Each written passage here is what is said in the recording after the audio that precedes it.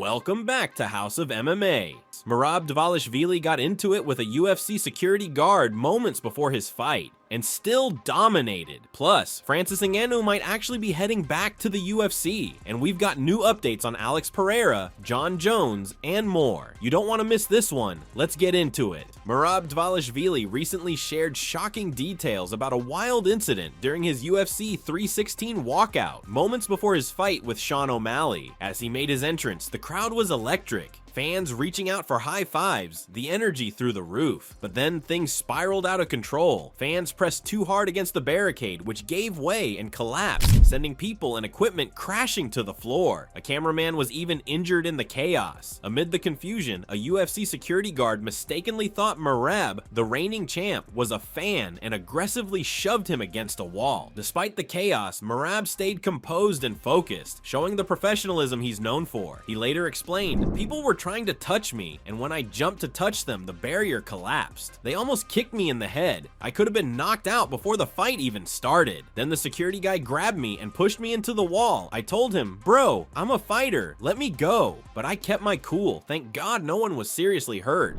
Merab Dvalishvili made a massive statement in his rematch with Sean O'Malley. While Suga showed some progress in his takedown defense early on, it wasn't long before the champion turned up the pressure. Merab overwhelmed him with his signature pace, control, and relentless grappling, leaving no doubt who the better man was that night. It was a dominant, one-sided performance. After suffering back-to-back defeats to Merab, O'Malley's days at Bantamweight might be numbered. A move up to featherweight seems likely, something he's hinted at before. And if he does make the jump, there are plenty of intriguing matchups waiting for him, including a possible reunion with Aljamain Sterling, who's also now competing at 145. Meanwhile, Merab has built a resume that arguably puts him in the Bantamweight GOAT conversation. He's beaten legends and elite contenders, Jose Aldo, Sean O'Malley, Umar Nurmagomedov, Henry Cejudo, and he's looked dominant in almost every outing. With few real challenges left at 135, it's tough to argue against him being the best bantamweight the UFC has seen. But what about Cory Sandhagen? How does he stack up against Merab's relentless style? Here's what Merab's coach had to say. "Cory's an excellent fighter, very entertaining to watch, and definitely brings a lot of tools to the table. He presents challenges, no doubt, but we've seen this style before. I don't think there's anything in his skill set that we haven't already prepared for. It'll be a fun fight for sure, but I truly believe Merab comes out on top. We respect Cory. He's tricky and comes from a strong camp, but stylistically, we like this matchup. We're confident." Josh Thomson recently gave his thoughts on the possibility of Francis Ngannou returning to the UFC,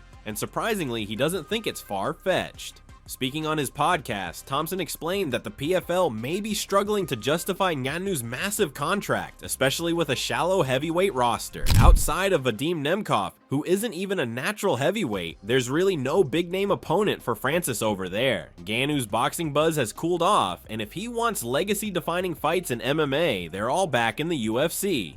Whether it's a showdown with Tom Aspinall or the long-awaited clash with Jon Jones, those matchups just don't exist anywhere else. If the UFC and Ngannou can agree on numbers and set their egos aside, don't be surprised if the Predator steps back into the octagon sooner rather than later. As Thomson bluntly put it, PFL can't afford him anymore. You're not going to pay $6 million for a fight, $4 million for Francis, and another $2 million for his opponent. When you're not even getting the views, it's just not working. There's nobody left to fight. Go back and face Jon Jones, make $8 to $10 million, and give fans the fight they've always wanted.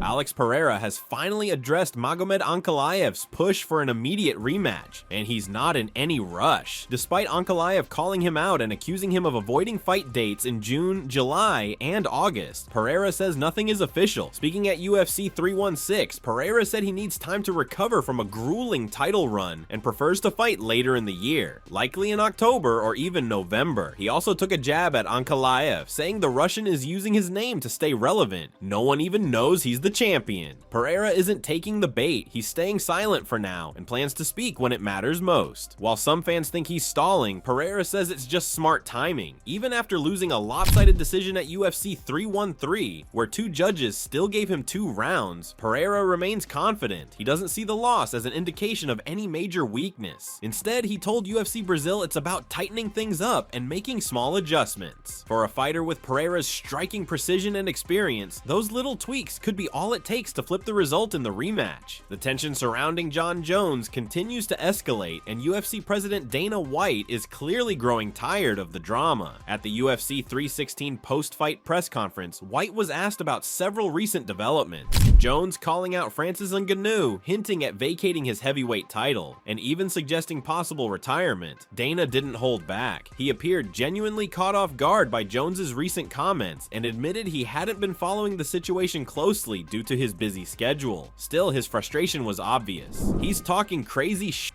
Dana said. "Jon accepted the fight. He was offered the deal and agreed to it. Then he comes out saying he doesn't care if he's stripped of the title and that he'd vacate it. That's wild." White confirmed that Tom Aspinall is still the man next in line and that the UFC has been working on that matchup for a while, but ultimately it comes down to Jones. "We can't force someone to fight. If Jon doesn't want to do it, there's only so much we can do. Sure, we'll try to motivate him, offer things that might get him excited, but if a guy wants to walk away, that's his decision. I'll do everything in my power to make the fight happen, but I can't control if someone's checked out." White also addressed the Ngannou callout, sounding dismissive of the idea. In short, the UFC boss is ready to move forward, with or without Jon Jones. Francis Ngannou has officially responded to Jon Jones's recent challenge. After Jones declined to fight interim heavyweight champ Tom Aspinall in a UFC title unification bout, he instead set his sights on Ngannou, calling him out and hyping it up as a true super fight between two heavyweight legends who've taken very different paths. Ngannou didn't stay silent. He fired back on Twitter saying, "You take care of the UFC, I'll take care of the PFL, and we'll finally find out who's the king of the heavyweight."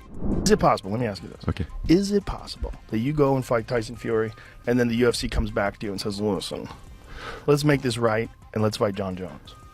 Is that possible? It's possible, but no, it's possible. It's possible, but they have to go to the PFL now. Oh, because does the PFL have a contract signed? Yeah. You did sign a contract? Yeah, I did sign. I said Okay. in March. It wasn't signed. Right. I signed in May.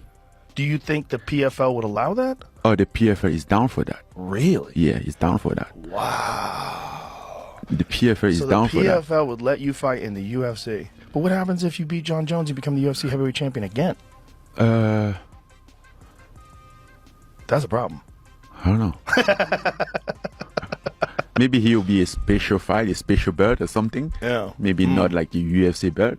I don't know. Yeah, the UFC But probably I would not have- be down for that. Like, Yeah. you win the title and then go fight in the PFL. That would be a No, problem. Yeah. no. Another wild week in the fight game, and we're just getting started. Do you think Merab is already the bantamweight GOAT? Is Francis really on his way back to the UFC? And what's next for Jon Jones? Drop your thoughts in the comments below. Don't forget to like, subscribe, and hit the bell so you never miss an episode from House of MMA. Until next time, stay sharp, stay savage.